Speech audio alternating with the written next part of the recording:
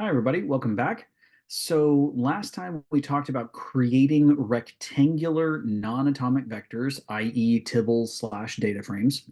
And I said that I was primarily going to be using the term tibble. However, I just can't for the life of me get the phrase data frame out of my head simply because I learned R many, many, many years ago, and that's what they were called. They were called data frames for the longest time. Tibbles are a modern data frame, but we last time we learned how to create them, so we need library tidyverse. So the tidyverse has the that we call library tidyverse. It loads the tidyverse package suite, and inside of it there is a package called tibble that will allow you to create tibbles. So we've actually seen a tibble already, all the way back in our ggplot lesson, and the miles per gallon data set was a tibble. And we recognize that now. We say, oh, yeah, yeah, yeah, I get that. So there's 234 rows, there's 11 columns. This is a column of character information. This is a column of numeric information. This is a column of integers. Here's another column of integers, et cetera, et cetera, et cetera. And so if we were wanting to inspect rectangular non-atomic data, here are some very helpful functions.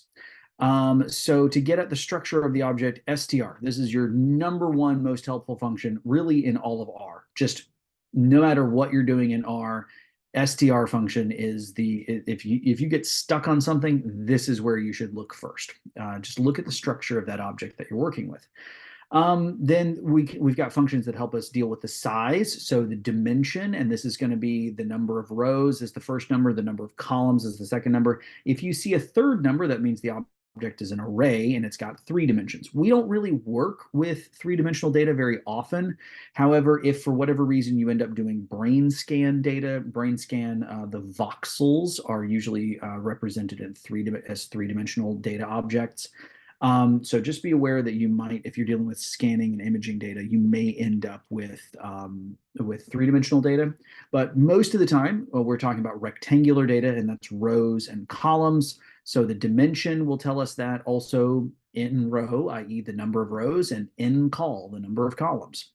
What if we wanted to ask the question, what's inside this data? The head function will show the first 6 rows, tail will show the last 6 rows.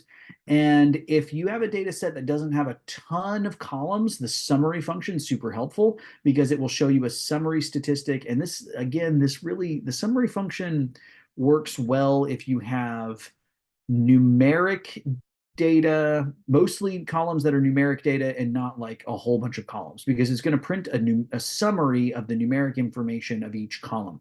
If you have data that's primarily character information, the summary function is not going to help you very much. Also, if you have data with just hundreds and hundreds of columns, then the summary function is going to spit out hundreds and hundreds of summaries for each of those columns. Also, maybe not super helpful. Um, if you want to get at the attributes and names and so forth, we've got names, which just gives you the column names. Also, the column name function gives you the column names, and then the row names will give you the row names if you're dealing with something that is like one of those older data.frame objects. Tibbles should not have row names. And if you have data that has row names, the information in that row name should actually be one of the columns of the data set. So row names, if you remember in lesson 6, we were talking about how we can use attributes to get around the restrictions on atomic data types. Row names are vestigial from that era, where people were storing their information in matrices because the matrix was atomic, and so they would have their data matrix, if you will, with their atomic information, all numeric information or whatever. But they needed to make sure that they were keeping track of which samples belonged with what. And so they said, well, I'm going to assign an attribute to this numeric matrix called the row names to make sure that I know these are the sample IDs. Now, if you're working with tibbles, you don't have the restriction that all of your data has to be in an atomic form. You you're using non-atomic data. So therefore, it's totally fine to have a column of sample IDs right next to a column of integer information, right next to a column of logical information, right next to a column of character information, right next to a column of factor information, and on and on and on and on and on. So you don't have that restriction that would require you to need row names anymore. However, if you run into some more legacy R code, then you may see someone calling for the row names of an object. And usually that means they're looking for sample IDs. If you're dealing with statistical genetics and genomics, then actually the row names are the flipped. The row names would be the feature IDs and the samples are stored in columns.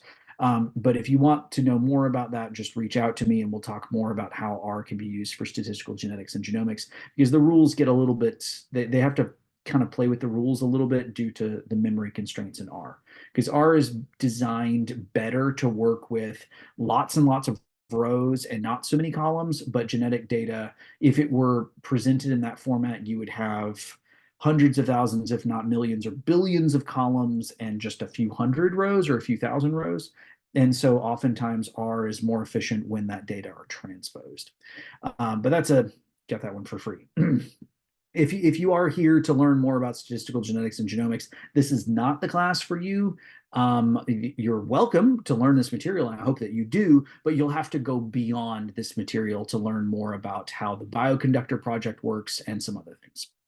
So anyway, all of that simply because row names need to be described, but we don't usually deal with them anymore. Okay, so here's an exercise here for you, but this one is optional. And the reason it's optional is if you did the section up above, the optional section on data frames, then you should do this exercise. But if you did not, then don't worry about it. Now, let's get into subsetting. So as with atomic vectors, we were able to subset based on positive position. So that says, give me the third element of this vector. So give me that. Or negative position subsetting, where you say, give me everything but the third element. So you keep the third element and give me everything else. And then there's also logical subsetting, but that's going to be covered because that's so important for tibbles that gets its own section called relational subsetting. So we'll cover that. We'll cover that later. So positional subsetting, if we want to extract the 8th element, which would be my age, from this non-atomic vector, again, we've got the give me that operation, this single square bracket. But notice here, it doesn't just give me the number 31.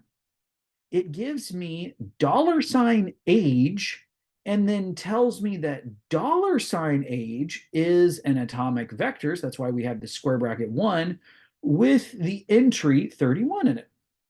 Well, that's kind of interesting. I wonder if we could still just find out how old I am in months. Well, let's try. If I do Dr. Gabriel LS, so this object, I say, give me, so that's the single square bracket right here, give me the 8th element, the position in the element in position 8, then all of a sudden when I go to multiply this by 12, oh, what do we see again? Non-numeric argument to binary operator. Now, at this point, you're like, hold on, Dr. Gabriel. The whole point of this was for us to finally be able to store elements in our ID vector that we could have character information in one spot and numeric information in another spot. And you're telling me that this is not numeric again? Yes, because this is still a list. There is a special type of subsetting function for non-numeric vectors that will allow us to go into this element and pull out the contents. And that is the double subset operator.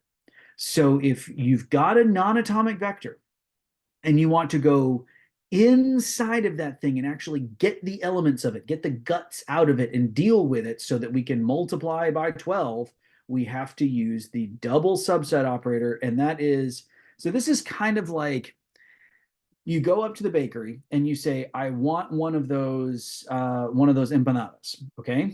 And they say, okay, here is an empanada inside of the packaging. Okay, so you've got a package, you got a paper package, and then you go to bite into it. Well, you're biting into paper, you're biting the container that the empanada is in. You want to take the empanada out of the container. That's this element right here.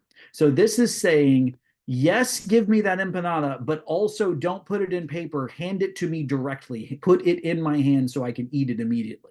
They're going to look at you a little weird, but that's what you have to do here. So this is, yeah, it looks a little weird because we've got double subset operator, but this is give me that empanada. So give me that, but put it directly into my hand.